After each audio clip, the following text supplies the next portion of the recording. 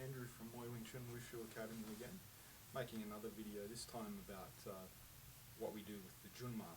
And incidentally, we're making these videos in my garage where I actually do my own training because I don't want to disrupt the class while we're training. That's why we're doing them in a dingy looking garage full of junk. But anyway, so I went into a bit about how, in another video, about how our strikes or our defences and so on, so the dice out. It's an offensive type of an attack. It's not a passive, I need to block and whatever. And then we went into a little bit about the structure of our stance, the Jun Ma, like this, with the hips forwards, resting arms pulled up, shoulders rolled down and forwards, back straight, not slouching, you don't want to slouch. Nor do you want to lean back like a lot of people do. But the next thing, so if I think about the way we teach Wing Chun, to get to, so if I punch at Nick, he's not just going to stand there and do this stuff, keeping his center line. This is nonsense. He's going to control my center line by having it over there and he's on me, using his feet to get into that position. And it's going to look something like that. It's very quick and decisive. And I can tell you, you get hit by one of his hits, you ain't getting up. One of my Kung Fu brothers was walking through town here one day in Canberra, minding his own business, maybe it was late at night, and he was crossing the road, and he just glanced across that way and kept on walking. Some bogan, I guess. Bogans are like rednecks, and if you look at them, they're much like chimps.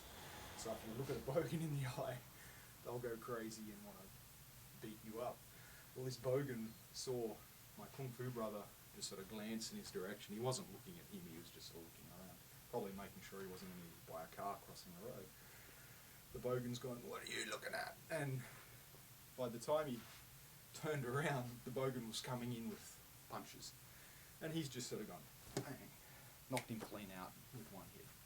So anyone who thinks Wing Chun punches are weak and you need lots of them, that's go learn Wing Chun somewhere else. They should be very hard, powerful hits.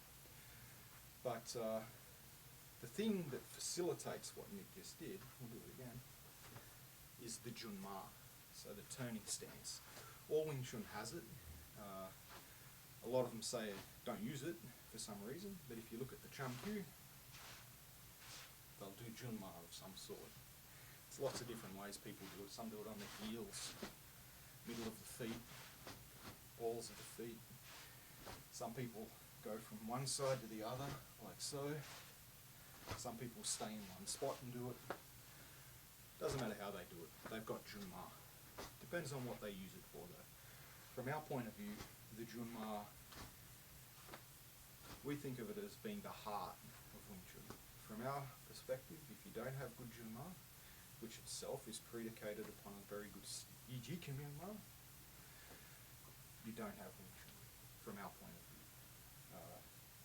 So the way we do Jun Ma is, I won't go into the mechanics of it, because I don't think anyone can learn Wing Chun off of the video, and that's not the point of these videos.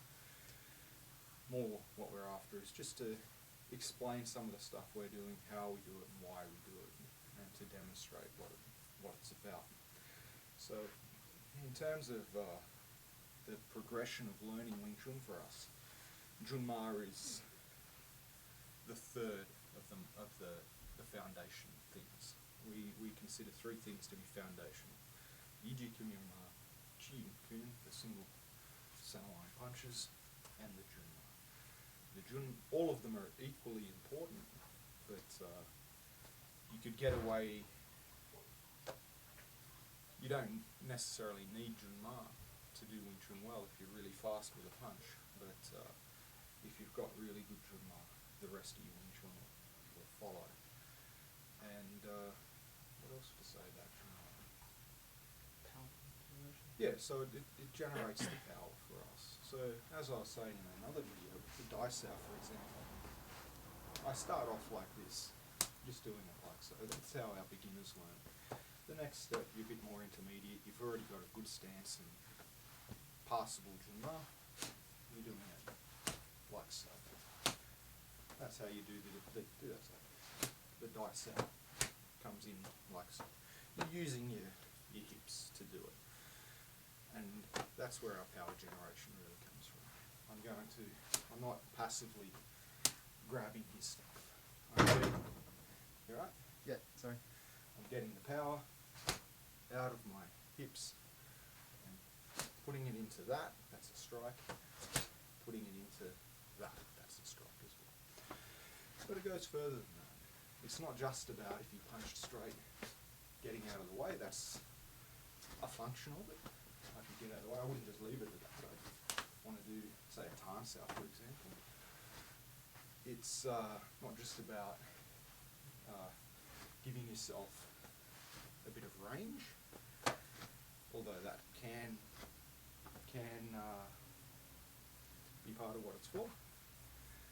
It's really about the footwork. So the wooden dummy for us is about footwork. For example, a lot of people, if you can pretend to be a wooden dummy, you'll see that kind of thing. People just going crazy, their arms are flapping all over the place with the wooden dummy. For us, the wooden dummy is really about learning to use your footwork and your movement and so on. So all of that, indeed all of Wing Chun for us, relies on really powerful, fast Jun Ma. You see some people do Jun Ma, my background will be good one. See some people doing Jun Ma like this. And they'll do their Chum cue like that. How we do Jun Ma is like this.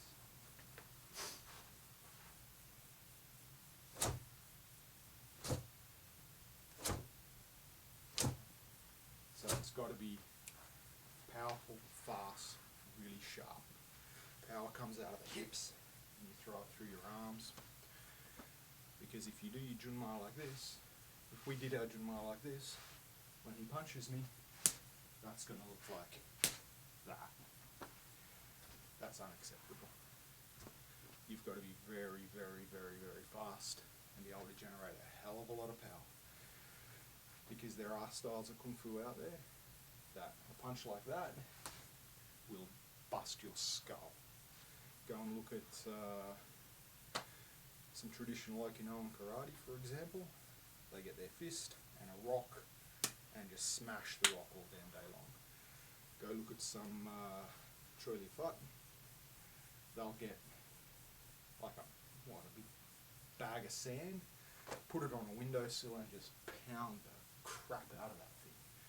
You look at some Baji, some good Baji, they get a tree and slam themselves into a tree. They'll punch through your body. They hit that hard. So if you think that this kind of Wing Chun, all nice and relaxed and soft, which you do have to be, is going to stop something coming in like that, we're not going to take that risk. We're going to train to be very fast and very powerful and hit hard. And the Jun Ma is the core of that. So whatever you see in the Jun Ma, granted a lot of people don't do the Wing Chun like we do, but from our point of view, I don't care what other people do, I'm not commenting on that. But from our point of view, if the Jun Ma doesn't look like what he just did, someone comes in who's done some really powerful Kung Fu or karate or whatever, you see these hop gar guys with lumps of wood swinging them around, for God's sake. They're going to break you if they hit you. And that's got to be, Jun Ma's got to be sharp, powerful and like lightning. So that's why we do the Jun Ma like we do.